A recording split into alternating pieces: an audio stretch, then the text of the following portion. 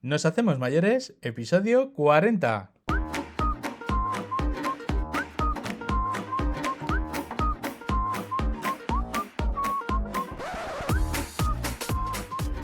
Buenos días y ser bienvenidos a Nos hacemos mayores, el podcast donde aprendemos a mejorar la vida de la gente mayor. Noticias, entrevistas y un sinfín de novedades que nos ayudan a conocer y comprender mejor esta etapa de la vida. Hoy hablaremos sobre una enfermedad que es muy dura de convivir con ella, el Alzheimer. Para ello vamos a contar con una invitada excepcional, Nina Gramunt Fuenbuena, que es neuropsicóloga de la Fundación Pascual Maragall, que para quien no lo sepa es una entidad referente en la investigación de esta enfermedad. Me llamo Donato Real y si quieres ponerte en contacto conmigo puedes hacerlo mandándome un email a contacto@noshacemosmayores.com. Y ahora vamos rápidamente a conocer a Nina Gramunt y la Fundación Pascual Maragall.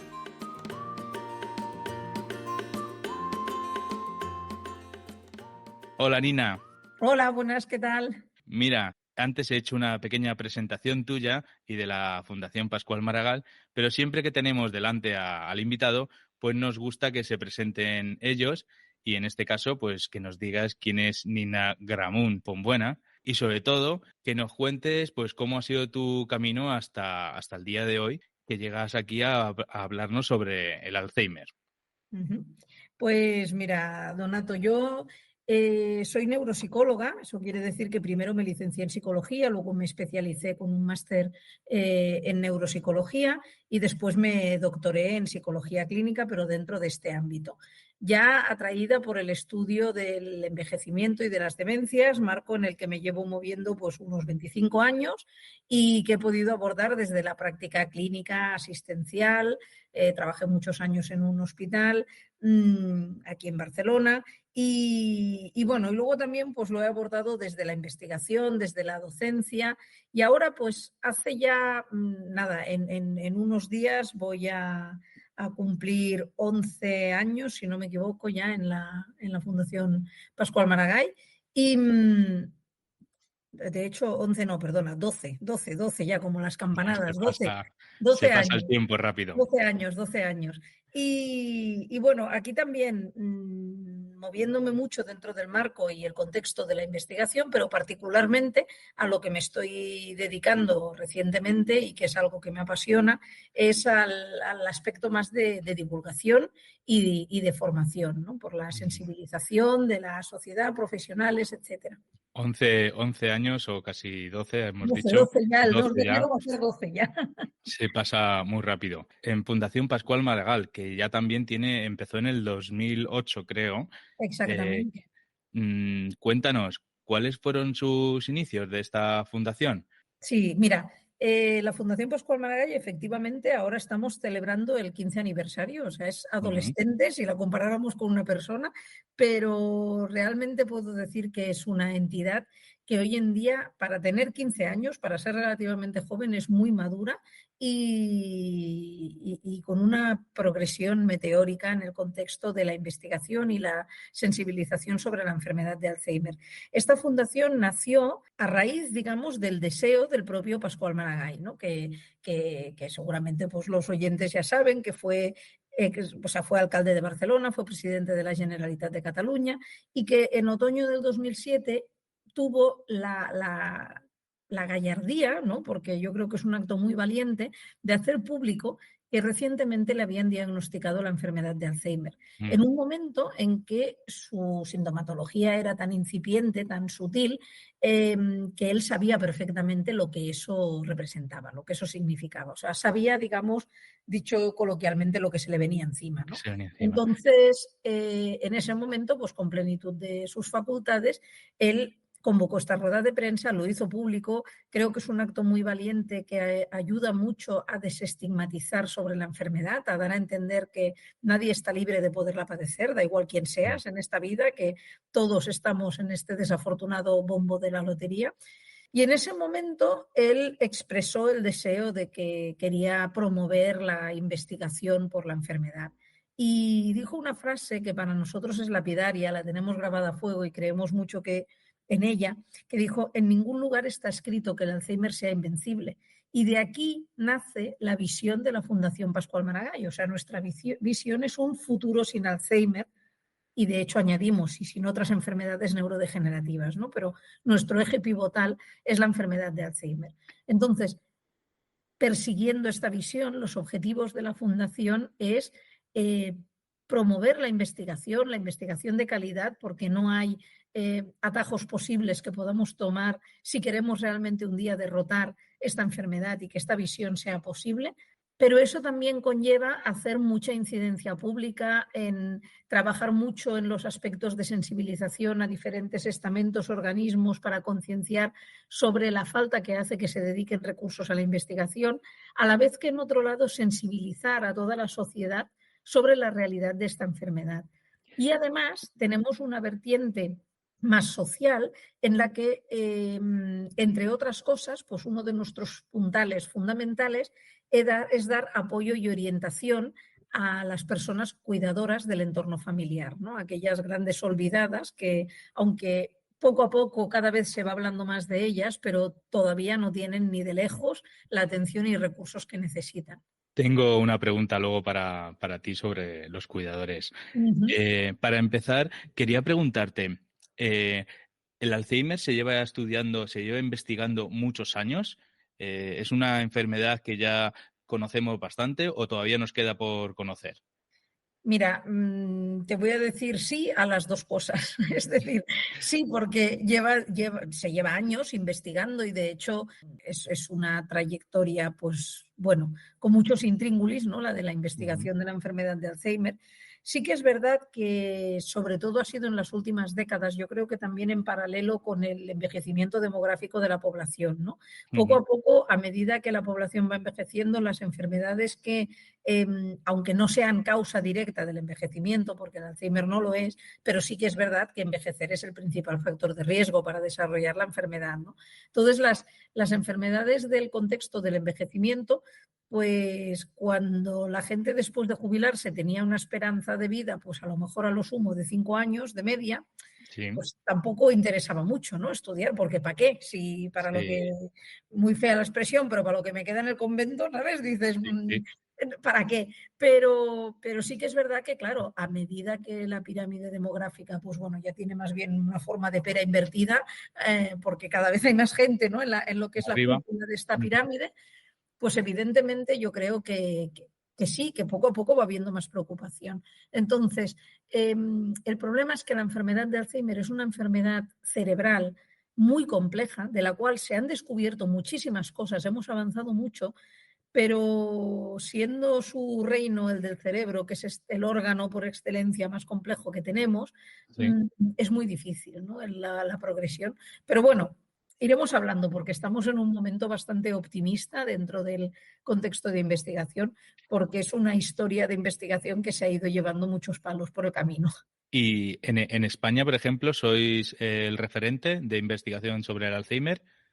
Mira, precisamente esto es uno de nuestros objetivos, digamos, estratégicos, ¿no? O sea, Vale. y yo creo que sí, que lo estamos consiguiendo. Evidentemente no somos ni muchísimo menos los únicos, porque hay otras entidades que también están trabajando duro y fuerte. Hay otras fundaciones, equipos de investigación de diferentes contextos hospitalarios de España, con los cuales además, pues también muchas veces tratamos de hacer sinergias, ¿no? Pero al menos en el contexto a nivel investigación y social, sí que una de nuestras pretensiones es ser este referente. Uh-huh.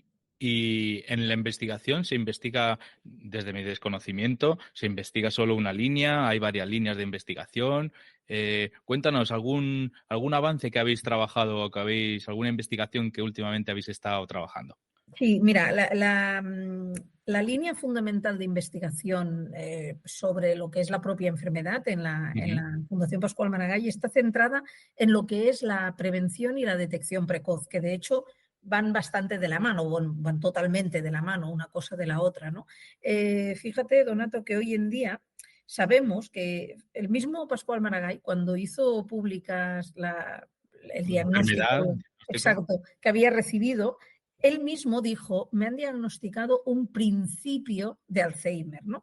Porque siempre hemos considerado, hasta hace muy poco, y de hecho seguro que la mayoría de gente que nos oiga es, bueno, yo es que también lo considero así todavía, ¿no? Pero esto está cambiando. Siempre hemos considerado que el Alzheimer empieza cuando empiezan los síntomas, ¿no? Cuando empiezan esos primeros problemas de memoria, de que no me acuerdo de lo que he desayunado, de conversaciones recientes, pero en cambio me acuerdo mucho de lo del pasado, etcétera. Bueno, hoy Pero en día Nina, sabemos, dime. eso me pasa a mí también. Sí, no, Con- y a mí, con- pero, Esto pero, no es el pero principio de cuando, Alzheimer. cuando es debido a la enfermedad de Alzheimer, desgraciadamente nos damos cuenta por Vale, otros aspectos, ¿no? vale. Pero sí que es verdad que esos primeros síntomas en realidad son el inicio de lo que le llamamos la fase clínica de la enfermedad, ¿vale? Mm, Pero hoy en día sabemos que la enfermedad, cuando aparecen los síntomas, el cerebro de esa persona afectada puede llevar hasta 20 años presentando cambios patológicos, vaya. dando lugar a lo que conocemos como la fase preclínica de la enfermedad, ¿no? Se le llama así.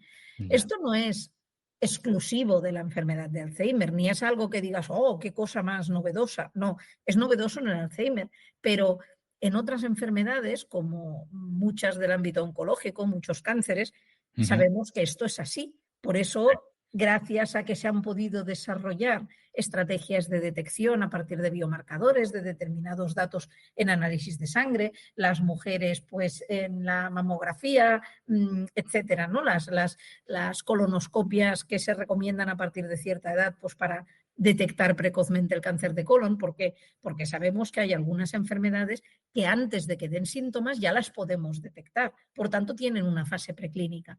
Bueno, Ujú. pues esto es lo que hoy sabemos de la enfermedad de Alzheimer. Uno de los grandes avances de las últimas décadas ha sido conocer esta existencia de la fase preclínica. Entonces, ¿qué quiere decir la investigación en detección precoz? Avanzar para tratar de detectar la enfermedad, poder saber que una persona tiene Alzheimer antes de que los síntomas den la cara. Esto hoy todavía no es una realidad en el contexto clínico, pero esperemos que lo sea a corto plazo relativamente. En el entorno de investigación, por ejemplo, una de las líneas muy activas en la Fundación Pascual Maragall es el estudio de biomarcadores en sangre. ¿Eso qué quiere decir? Detectar chivatos en nuestro plasma sanguíneo, es decir, a partir de la sangre que se extrae en una analítica convencional, poder detectar determinadas moléculas, determinadas sustancias que nos están chivando, eso es lo que es un biomarcador, lo que está sucediendo en otra parte del cuerpo, en este caso en el cerebro, ¿vale? De esta manera, pues se puede llegar un día a que con una analítica de sangre, a lo mejor no es un diagnóstico directo de Alzheimer, porque depende, pero sí que ya se despierten las alertas para justificar realizar muchas otras pruebas. Y todas estas investigaciones, pues lo que pasa es que van muy despacio, ¿verdad? Bueno, es que son muy costosas y es lo que decimos, es un órgano muy complejo y aunque dentro de las alteraciones, digamos, neuropatológicas que se producen en la enfermedad de Alzheimer, las dos más características, ¿no? O más el sello más identitario de la enfermedad de Alzheimer en el cerebro es la acumulación de una sustancia que se llama amiloide, ¿no? Y que produce unas placas, etcétera, que produce toxicidad, que dificulta la conexión entre neuronas. También hay otra alteración de otra proteína, que es la proteína tau, que también contribuye a esta toxicidad y muerte neuronal, pero hay muchas otras cosas a nivel neuropatológico que suceden. Entonces, sí que a veces hay cosas que por una vía parece que dan muy buenos resultados, pero es difícil. Por eso también pensamos que la enfermedad de Alzheimer, si un día tiene un tratamiento claramente efectivo, difícilmente va a ser con un único fármaco, sino que va a necesitar de una combinación de varias cosas para abordar los distintos flancos, ¿no? Entonces, Es sí, complicado. es compleja, es Es compleja. complicado. Aparte de la investigación, pues has dicho que tienes que trabajáis en la sensibilización, la divulgación, ¿no? Para que la gente sepa el Alzheimer, lo que ocurre, cómo afrontarlo. ¿Cómo trabajáis desde la fundación esto? Pues mira, esto lo trabajamos haciendo muchas acciones de divulgación, ¿no? Y de sensibilización. Por un lado, tenemos tenemos un blog, el blog Hablemos del Alzheimer, que es el blog de la Fundación Pascual Maragall, que hace unos 7 u 8 años aproximadamente que está en marcha. Ya tiene más de 400 artículos publicados. Estamos recibiendo pues alrededor de 2 millones de visitas al año, o sea que cosa que demuestra que realmente parece que es útil. Y ahí publicamos artículos sobre investigación, sobre hábitos de vida saludables dirigidos a la prevención o a la promoción de la salud cerebral. Hablamos también de las necesidades de las personas cuidadoras y del conocimiento sobre la propia enfermedad de Alzheimer o de otras formas de demencia. Tengo que decirte que el otro día entré y me he leído un par de ellos y lo aconsejo, que seguro que ayuda mucho. Se agradece porque el objetivo de este blog fue tratar de dar salida a algo que no podemos evitar, porque sería como tratar de poner puertas al campo, que cuando recibimos en nosotros mismos o en un ser querido un diagnóstico que hubiéramos preferido no oír nunca, seguro que todos más de una vez hemos oído, nos dicen, o nosotros mismos se lo decimos a otra, no busques en internet, porque si buscas, ¿y qué haces? Sales de la consulta y, como digo yo, estás en el ascensor y ya estás con el móvil en la mano buscando la palabra, ¿no? Porque por eso te digo que sería como poner puertas al campo, eso es inevitable. Entonces, ¿qué pretendemos con esto? Pues que también hacernos referentes en esto y facilitar un camino a la gente que cuando busque llegue a un camino, llegue a un lugar seguro. ¿Qué quiero decir por un lugar seguro? Un lugar donde va a encontrar información fiable, rigurosa, basada en el conocimiento profesional y científico, pero en un lenguaje divulgativo, accesible, comprensible para todo el mundo, ¿no? Que es un poco lo que pretendemos con este blog. Porque la información, se dice mucho, pero es verdad, es poder. O sea, la información te abre muchísimas puertas. ¿Y qué pasa? Que, por desgracia, en muchos ámbitos, pero en enfermedades tan complejas y donde hay tantas incertidumbres como en el Alzheimer, pues por desgracia hay muchísima información poco fiable. Hay, con perdón, pero mucho cara dura suelto, gente que te promete el oro y el moro, esas falsas promesas, yo tengo la solución para el Alzheimer. Ojalá fuera verdad. Por lo menos aquí lo pueden leer y directamente de doctores como vosotros, científicos, que de primera mano. Claro, luego también, Donato, dentro de esta parte de sensibilización, pues desde la web también promovemos muchas campañas que también a menudo pues tienen un objetivo detrás de captación, ¿no? De financiación. Hay gente que, claro, esto lo hacen para captar dinero. Bueno, ya es que es lo que tienes en una fundación, es lo que tienes en una entidad sin ánimo de lucro, ¿no? Que tienes que captar, pero evidentemente siempre lo hacemos mediante el ofrecimiento de información de calidad. Y también hacemos charlas, actos de conferencias, etcétera, dirigidos al público general para tratar de poner al alcance del máximo número de personas posibles esta información. A mí me gustan los documentales y el cine. Ya vi el que hizo en su momento Pascual Maragall, de bicicleta, cuchara, manzana. Y hay un festival, creo que hacéis un festival que se llama Brain Film Fest. Exacto. Que cuéntanos un poquito qué es este festival. Mira, el Brain Film Fest, de su nombre en inglés, significa esto, Festival de Cine sobre el Cerebro, y es un festival que nació también hace ya pues aproximadamente unos 7 años, 7, 8 quizás, que primero se creó lo que se llaman lo que eran los premios Soletura, ¿no? Que Jordi Soletura también fue un político catalán que padeció enfermedad de Alzheimer y bueno, al principio estaba muy circunscrito a esto y se premiaban, digamos, pues documentales, cortometrajes sobre la enfermedad de Alzheimer. Luego la cosa fue creciendo y este premio Soletura, ha quedado englobado dentro de este festival más grande, que es el Festival de Cine sobre el Cerebro. Es un festival que lo hacemos siempre en el mes de marzo, coincidiendo con la Semana Mundial del Cerebro, que es alrededor de mitad de marzo aproximadamente. El lugar físico es en Barcelona, en el CCCB, que es el Centro de Cultura Contemporánea de Barcelona, aunque también hace unos años que hacemos algunas acciones satélites satélites en Madrid. Y por un lado incluye un concurso de cortometrajes, documentales, etcétera, sobre el cerebro, y luego también pues dura de hecho 3 días y algo, ¿no? Porque allí hacemos desde diferentes tipos de talleres, experiencias más vivenciales, mesas redondas, evidentemente todo mediatizado por la emisión de películas pues relativamente nuevas o novedosas sobre el cerebro, traemos a diferentes expertos en distintas materias, etcétera. Es totalmente gratuito, salvo algunas acciones, algunos talleres concretos que sí que tienen un pequeño coste de inscripción, y la verdad es que son unos días muy, muy, muy enriquecedores, llenos de debates, etcétera, y a través de una herramienta que es reina, ¿no?, en la capacidad de divulgar y de sensibilizar, como es las películas. Las Como decir. pantallas. Pues no te digo nada, pero a lo mejor este año pues me acerco por allí. Pues estarás invitadísimo, invitadísimo. Nina, no vamos a poner un poquito serios. La enfermedad. Cuando a alguien le diagnostican esta enfermedad, ¿qué le pasa al paciente? ¿Qué siente? Bueno, a ver, ¿sabes lo que pasa? Que ahora cada vez tenemos más capacidad de diagnosticar la enfermedad en fases cada vez más incipientes, ¿no? Cuando los síntomas son muy sutiles.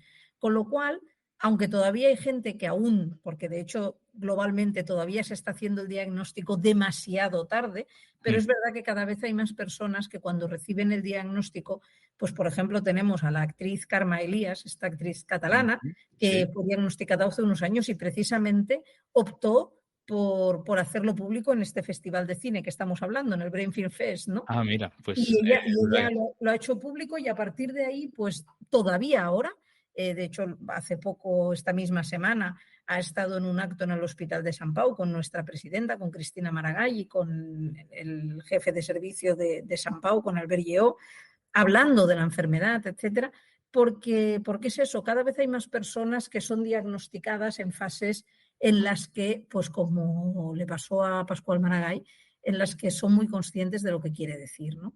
Entonces, ¿qué sienten? Bueno, evidentemente tantas personas, tantos sentimientos distintos, pero globalmente sí que, al menos yo en mi experiencia con las personas con las que he podido interactuar, que han sido diagnosticadas en estas fases tan iniciales, pues obviamente primero es un shock tremendo porque es por razones obvias, pero también es cierto que la capacidad de resiliencia y de superposición de la gente mayoritariamente es tremenda, ¿no? Y entonces también muchas personas optan por, como ha hecho y ha hecho público más de una vez Carme Elías, recurrir a las herramientas de protección legal y jurídica, ¿no? El testamento vital, a voluntades anticipadas, etcétera.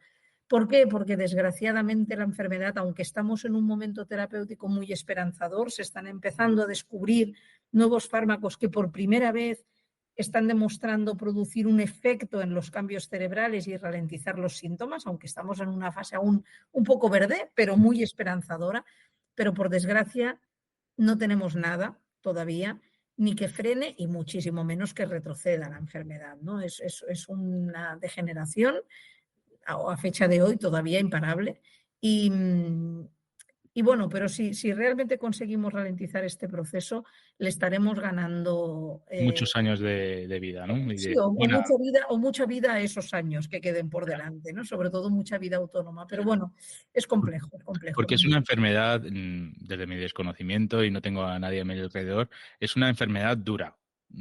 Sí. No es fácil. No es fácil ni para el que, bueno, se la han detectado, ni como para el familiar o ya cuando llegue un momento para la gente que le cuida, ¿no?, a la persona.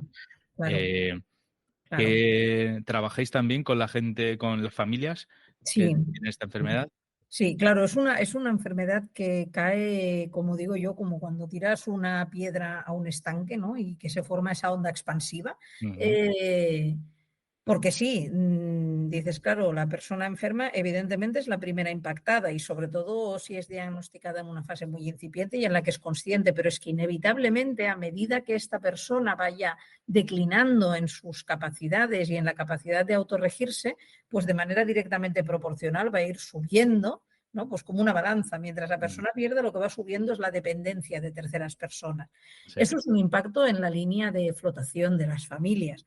Y muchas veces, pues cuando la persona diagnosticada es la pareja de alguien, pues si contamos que, aunque no es una enfermedad que se dé exclusivamente en el envejecimiento, porque también hay personas con edades relativamente jóvenes que la pueden padecer, pero sí que en su mayoría se da pues a partir de los 70 años adelante, pues claro, todos aquellos proyectos que uno tenía posjubilación para ahora vivir tranquilos, ahora que ya tenemos,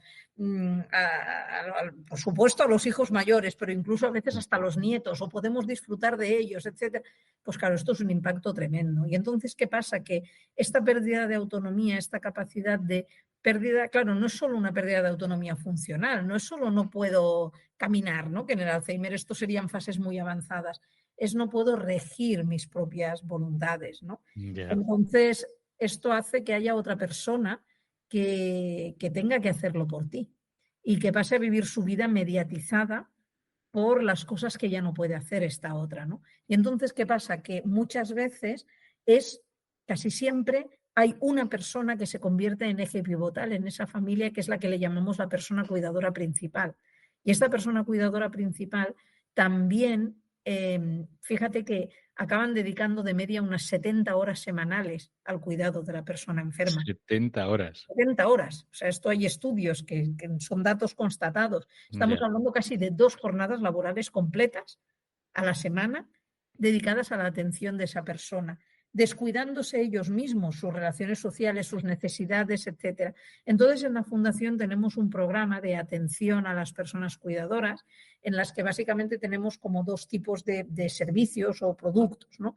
Uno es una terapia cognitivo-conductual, que es un tipo de terapia psicológica habitual, digamos, muy conocida, pero aplicada directamente a estos casos, y es una terapia de grupo, que también tiene las ventajas del beneficio que te da compartir tus emociones y sentimientos con personas que están pasando por algo similar a lo mismo que tú, ¿no? Y ese espacio de compartir es de mucha ayuda, aparte de que están dirigidos por una psicóloga clínica especialista en el tema que les da este apoyo. Y luego tenemos otro producto que nació pues a raíz de la pandemia, que es un programa psicoeducativo online, que es un poco más breve que estas terapias presenciales de grupo, que tenemos una distribución geográfica bastante amplia por todo el territorio español, en el que también se dan una serie de estrategias y recursos, pero sobre todo dirigidos a que la persona cuidadora entienda que ella es la primera que se tiene que cuidar.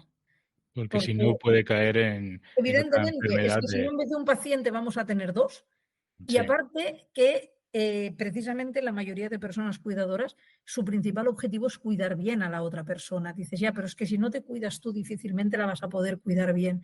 ¿Qué nos dicen en el avión cuando, aunque los pobres asistentes de vuelos cada vez los escucha menos gente, pero te dicen, en caso de despresurización de la cabina, si se abre la mascarilla de oxígeno, te dicen, primero, póntela tú antes de ponérsela al de al lado. Pues esto es un poco lo mismo. O sea, primero te tienes que cuidar tú, porque si tú no estás bien, la calidad de los cuidados que vas a proporcionar no va a ser buena tampoco. Y aparte que encima, vuelvo a lo mismo, tendremos 2 pacientes en vez de 1.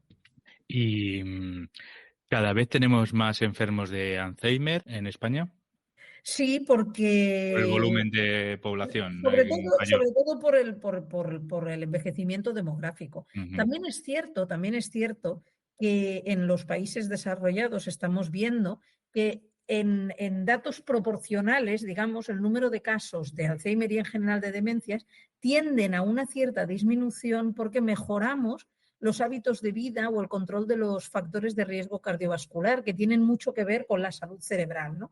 Pero no es suficiente esta pequeña tendencia, primero, porque todavía no nos lo acabamos de creer en el sentido de que no lo interiorizamos. Todos sabemos, todo el mundo lo sabemos, la teoría nos la sabemos todos. Hay que hacer ejercicio físico, tenemos que procurar nutrirnos adecuadamente, es importante socializar, es importante procurar la estimulación a nuestro cerebro, ponernos retos, pero luego a la hora de la verdad, si podemos estar tirados en el sofá viendo Netflix, ¿qué quieres que te diga? Bueno, pues de eso va también la prevención de la enfermedad, ¿sabes? Evidentemente, no quiero aquí tampoco parecer la Rottenmeier ni culpar a nadie, porque hay muchos factores que no podemos controlar, pero sí que hay una parte que en la manera como envejece nuestro cerebro tenemos una cierta parte de responsabilidad, ¿no? Y eso también tenemos que asumirlo. Pero sí que es cierto que el principal factor de riesgo para desarrollar el Alzheimer es el hecho de cumplir años. Entonces, mientras que como población, claro, yo no sé tú de qué época eres, pero yo soy de los años 70 y en mi época, pues yo si tenía amigos que tenían un abuelo con 80 años, le hacíamos la ola, era wow. Sí, Hoy sí. en día ya no es ninguna proeza tener 80 años y de hecho lo está dejando de ser tener 100. Sí, Antes, sí. cuando alguien cumplía 100 años, iba el alcalde a llevarle un ramo de flores a casa, ¿no? Y salían los diarios, ahora ya no. ¿Por qué? Porque cada vez hay más, ¿no? Entonces, detrás de esto, pues obviamente cada vez hay más casos. Y si sabemos que cada vez va a haber más casos y va a haber más gente, ¿qué le podemos pedir a las instituciones? Que hagan más investigación, que hagan más recursos, porque al final, cuanto más investiguemos, antes saldrá, iba a decir la vacuna, como estamos con las vacunas ahora, pero antes saldrá el remedio de la enfermedad y será mejor para todos. Efectivamente, o sea, claramente, este es uno de nuestros principales caballos de batalla, ¿no? Digamos, es esta, este reclamar la necesidad de recursos para la investigación. La investigación cuesta dinero, no hay vuelta de hoja. O sea, aquí no hay duros a 4 pesetas, la investigación vale mucho dinero. Entonces, sí, hay entidades como la nuestra que nosotros precisamente nos movemos muchísimo, tenemos una base de socios y socias ya de más de 70.000 personas. Tenemos además mecenas, tenemos muchísimas campañas de sensibilización y de donación, regalos solidarios, testamentos, etcétera, etcétera. Pero evidentemente la responsabilidad no puede recaer ni muchísimo menos exclusivamente en entidades privadas como la nuestra. O sea, claramente desde los estamentos públicos se tiene que remar muchísimo, muchísimo. Pero luego será mejor para todos, porque al final vamos a necesitar un cuidador para esa persona y eso tendrá que venir de alguna manera. Claramente, pero esto, Donato, por Hasta que desgracia, no te toca, hasta que no lo ves nos en caracteriza casa, mucho como sociedad, ¿eh? Es aquello de, uy, uy, que viene el lobo, uy, uy, que viene el lobo. Sí, todos ya sabemos que viene el lobo y de repente anda, ha venido y se me ha comido. O sea, y claro, ahora, pero cuando me sí, acerco. sí. Ya. En otros países estamos igual, va todo tan despacio, o hay países que sí que le dedican más dinero a investigación. Bueno, la verdad es que aquí yo no tengo los datos concretos socioeconómicos, pero bueno, es bastante endémico. Es decir, sí que habrá algún país que se dedica más que en España, pero yo te diría que no me suena que haya ninguno que realmente cumpla las expectativas, digamos, que requiere la situación. Nina, antes no lo has dicho, que hay 1000 maneras de aportar a la fundación. Me gustaría que le mandases unas palabras a la persona que todavía puede aportar algo a la fundación. Es decir, mira, a ti no te toca, pero puedes ayudarnos de esta manera. Pues sí, mira, nosotros tenemos diferentes fórmulas de recaudación, digamos, de fondos, que además nuestras memorias de investigación y las memorias anuales de la población, de la fundación son públicas, pueden acceder a ellas a través de la web, con lo cual es uno de nuestros valores fundamentales, la transparencia. Por tanto, cualquiera que pueda tener dudas puede consultarlo. Y tenemos diferentes fórmulas, desde donativos puntuales, tenemos un montón de iniciativas solidarias, tenemos un equipo que recoge a veces iniciativas. Hay gente que dice, pues mira, nosotros vamos a hacer una cursa o vamos a hacer una actividad y lo que recaptemos lo queremos donar a la fundación. Se pueden hacer socios, no hay cuota mínima. Evidentemente se pueden dar de baja cuando quieran. Tenemos también donaciones testamentarias, ¿no? Personas que dicen, pues yo no tengo a nadie en el mundo o a quien tengo no le quiero dejar lo que tengo y pues querría pues hacer una donación en testamento a la fundación, etcétera. Pues les invitaría que visitando la web de la Fundación pueden encontrar estas fórmulas o también desde el mismo blog, en el mismo blog que es accesible a todo el mundo, igual que estos programas que estaba diciendo de atención a personas cuidadoras, no es necesario ser socio para beneficiarse de ellas en absoluto, o sea, cualquiera puede apuntarse y beneficiarse de ellas, pero evidentemente, pues mientras más fondos recaudemos, más podemos devolverle a la sociedad.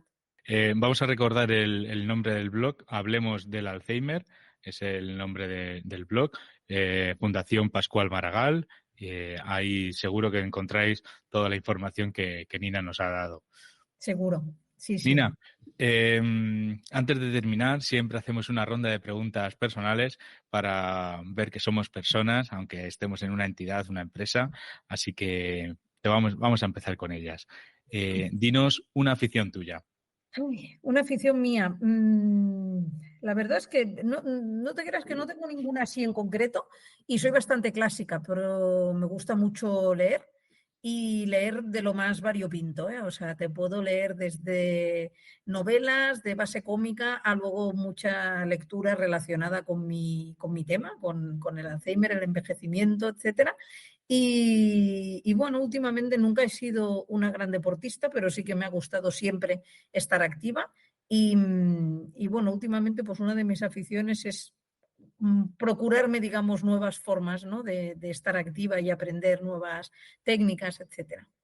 Muy bien, apuntamos lectura y ejercicio. Exacto.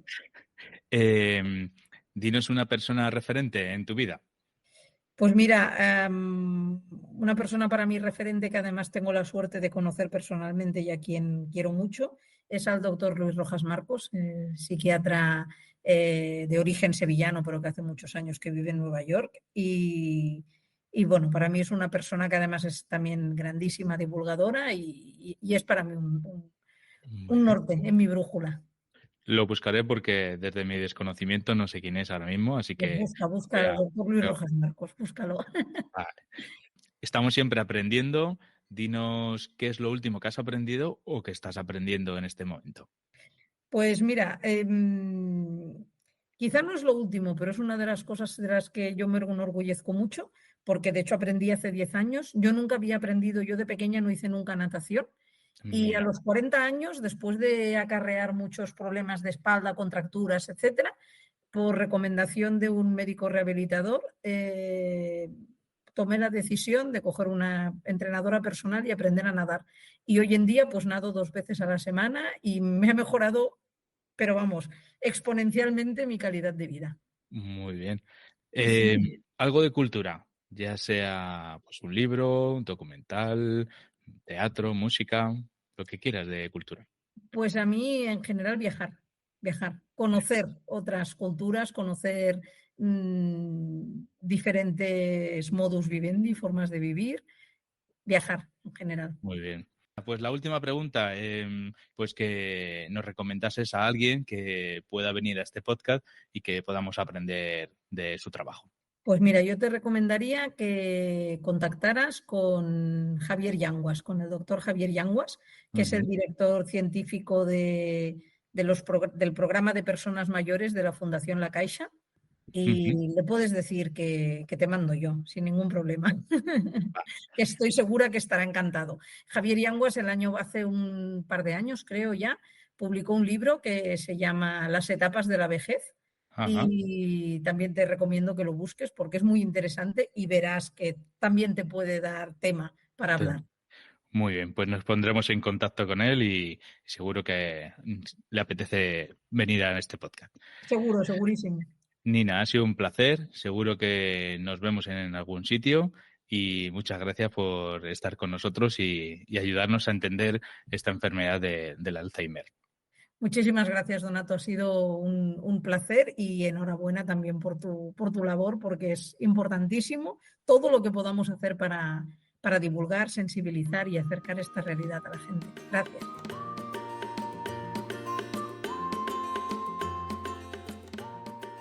Ahora te voy a informar de 3 cosas. 1. Quiero recordarte que en nuestra página web noshacemosmayores.com puedes acceder a las notas de este y todos los demás episodios, por si quieres rescatar alguna información de tu interés. 2. que todavía estás a tiempo de participar en nuestro concurso saludable. Puedes comenzar el año comiendo más sano, gracias a Refruiting, que hará llegar a casa del ganador una caja de fruta fresca. Rellena el formulario que te dejo en las notas del programa y si quieres también lo puedes compartir con los tuyos, así puede que el ganador te sea cercano. Y 3. La semana que viene compartiré el resumen 2023. Allí encontrarás una recopilación de todo lo que he aprendido con las entrevistas a nuestros invitados del podcast. Estoy seguro que sacaréis información interesante para vosotros. Ya sabes mi lema de compartir es vivir. Así que si tienes algún consejo o algo que contarnos, no te lo guardes y compártelo con nosotros. Déjamelo en un comentario o mándamelo al correo contacto@noshacemosmayores.com.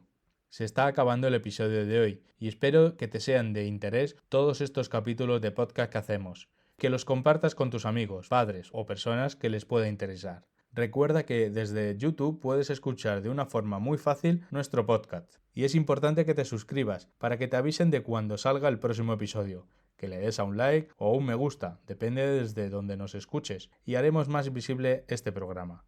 Claro está que te invito a volvernos a escuchar en el próximo episodio. Un abrazo.